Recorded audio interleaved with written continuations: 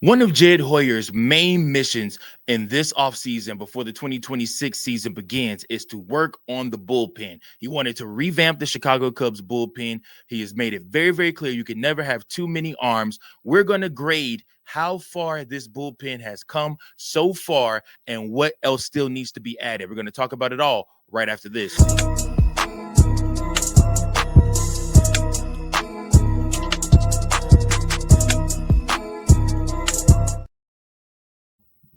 Welcome in, everybody, to another episode of Chicago Cubs Central. This is your number one spot for all things Chicago Cubs. I'm your host, Mike Jones. Thanks so much for tuning in to this episode. Do me a favor, if this is your first time watching one of these episodes, make sure that you like, share, and subscribe to Chicago Cubs Central. And also, please make sure that you are following us, whether you're on Spotify, whether you're on Apple, wherever you may find your podcast at. Thank you. Leave a comment below. Also, we appreciate it. Join into the conversation. Let me know your thoughts on the Chicago Cubs and the topic of the day, which today's topic, guys, we're talking about the Chicago Cubs. They've been busy this offseason reshaping their bullpen after having a solid 2025 season where Chicago finished 92-70 and made the playoffs, but ultimately fell short in the National League Division Series. The focus shifted to strengthening relief depth for the deeper run in 2026. So, key additions so far that Jed Hoyer has made.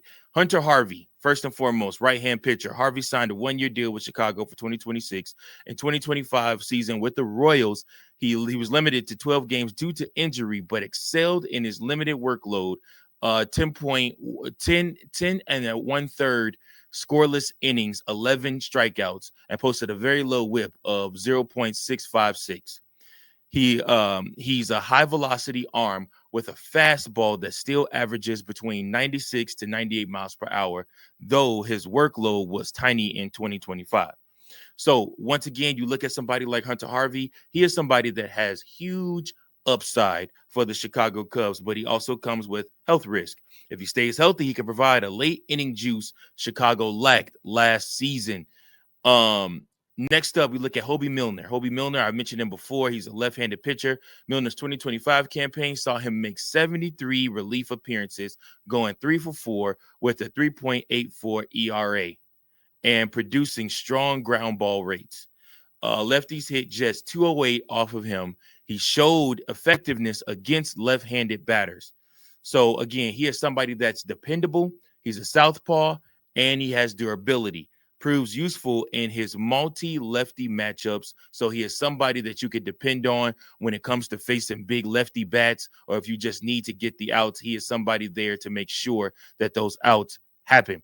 So again, Hoby Milner is somebody you can definitely trust. I like his little sidearm delivery that he gives. So he is somebody definitely that Chicago Cubs and Craig Counsell is no stranger to, somebody they will depend on during this coming season. Another one, and this pitcher was a shocker for everybody that the Cubs signed him. Cubs went and raided the Texas Rangers bullpen for sure, but they signed Jacob Webb. Webb posted a 5-4 record with a 3.00 ERA, 1 save, 58 strikeouts, and 19 walks over 66 innings pitched and 55 relief outings for Texas in 2025.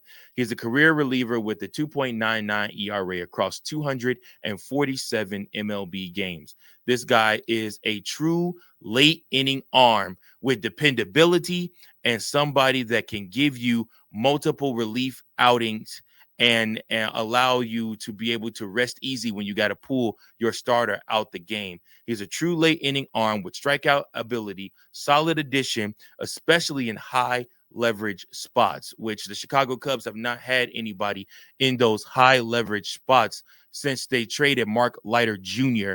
Well, again, I misspoke there because they had Brad Keller last year and they trusted him and Caleb Thielbar in high leverage positions, spots. But I remember Mark Leiter Jr. being used very heavily by the Chicago Cubs in the high leverage spots, and you look the same here for Jacob Webb.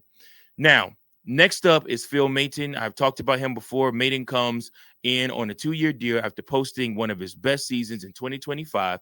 He had a 2.79 ERA with 81 strikeouts over 61 and 1/3 innings, showing improved strikeout to walk rates. He's consistently logged 60-plus innings each season since 2021. and he will be able to give the Chicago Cubs reliable innings.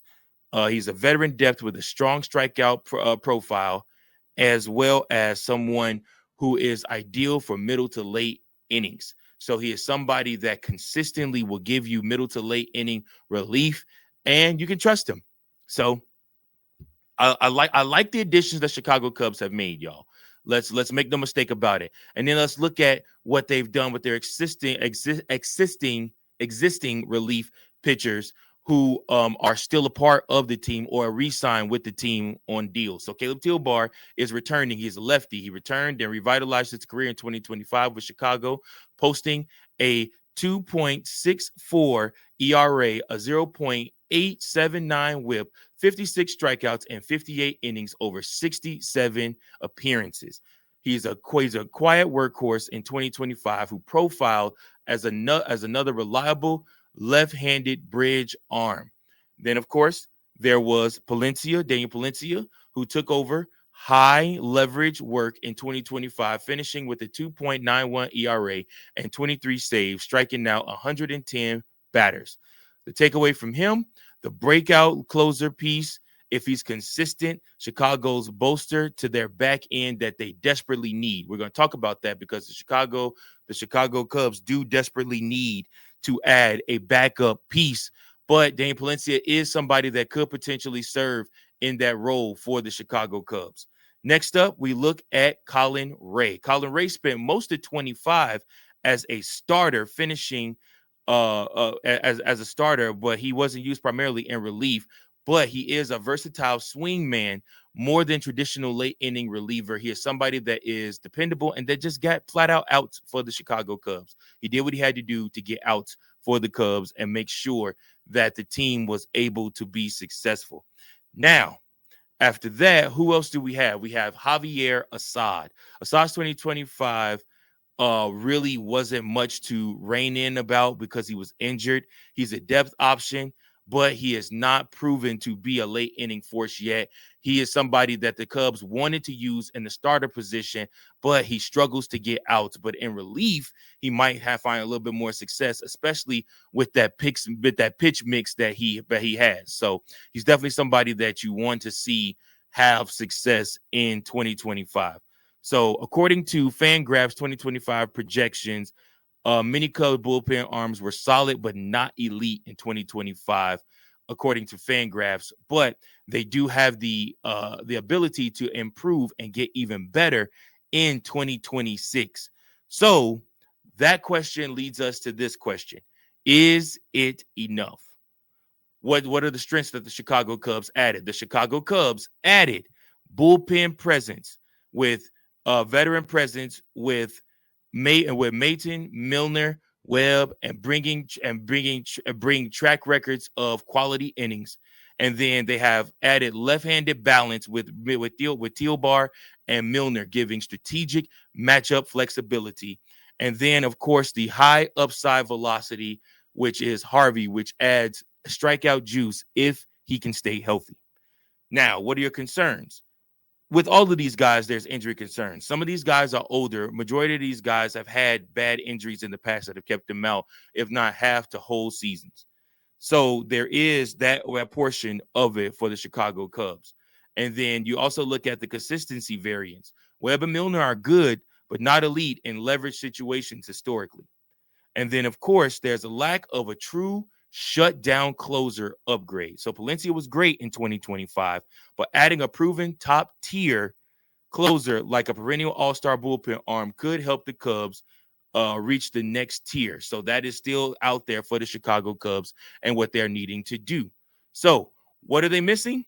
Well, I just mentioned it. They're missing an elite high leverage arm. Chicago can piece together a good bullpen core, but there's still space for an elite eighth inning closer type, someone with 2025 metrics in the top percentile for strikeouts versus walks and his ERA and save percentage. So you like the depth behind the core. So if injuries hit, as they have with Harvey, the Cubs need depth beyond the top six. Perhaps adding another veteran right-hand reliever with late inning experience would help the Cubs too. So we'll see what happens there. But to round out the bullpen, Here are the pieces I would like to see the Chicago Cubs go out there and get. I would love to see the Chicago Cubs potentially go sign Sir Anthony Dominguez or Michael Kopech to be able to round out this bullpen.